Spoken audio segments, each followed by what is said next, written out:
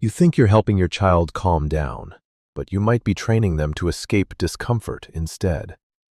In the next few minutes, you'll see exactly how that pattern forms in everyday moments.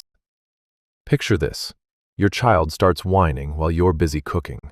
Without even looking, you hand them your phone. You know you don't want to rely on screens, but you're tired, and it works instantly. That moment feels small. It's not, because what happens right there is how your child's brain learns to deal with discomfort, and it's happening more often than you think. You don't plan these moments, you react on autopilot. The second your child starts whining in public, or the noise becomes too much, you instinctively reach for your phone or snap a quick "stop it." In that moment, your brain is pairing distress with an immediate external interruption. The relief you feel comes from the outside, not from within.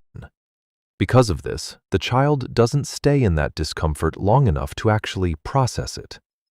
Early tolerance never gets a chance to build. Your mind is stuck on one single loop. I just need this to stop right now. You think it's a small save, but it happens faster than you can even notice. You didn't choose this reaction. This is your default, not your decision. And the brain doesn't ignore patterns like this. When boredom hits and you quickly hand them a distraction before things escalate, silence returns almost instantly. It looks like prevention, but it's actually conditioning.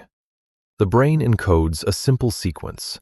Discomfort, parent, removes it, and then relief.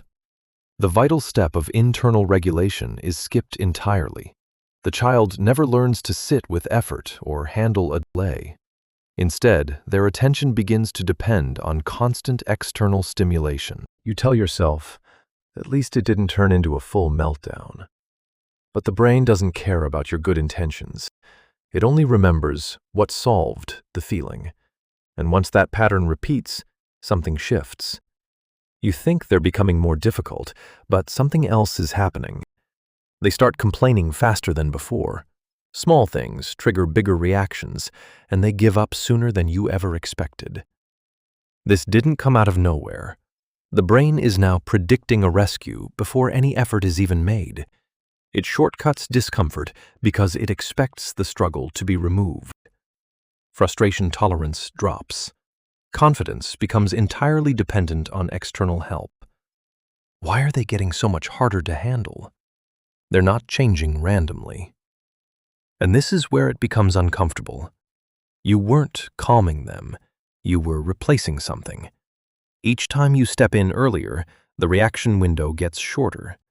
You solve the problem before it fully forms, causing the brain to automate escape pathways.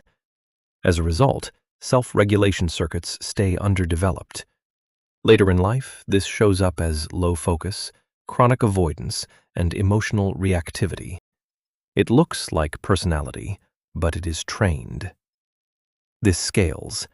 You are training their default response to stress. So what actually builds it instead? Regulation grows when a child stays in discomfort with your support, not by escaping it. When they start to whine, try to pause instead of fixing it immediately. Stay close, but don't remove the feeling. This allows the brain to remain inside the discomfort loop just a little longer. This is exactly where tolerance and regulation pathways begin to form. It means more noise in the short term, but less dependency in the long term. Does this feel harder than just fixing it? Because it is harder, but it builds something real. Nothing changes instantly, but this is where regulation actually starts, and they carry that strength forward. It's not the big decisions shaping your child. It's the small moments where you remove discomfort too quickly. There are parents who react just to stop the moment, and there are parents who stay long enough to understand what the moment is teaching. The habit you build in discomfort becomes the way they face life. Notice the last time you stepped in too fast. What were you actually trying to stop? If this helped you see something you hadn't noticed before, stay with us. Some changes don't look different right away, but they change everything later.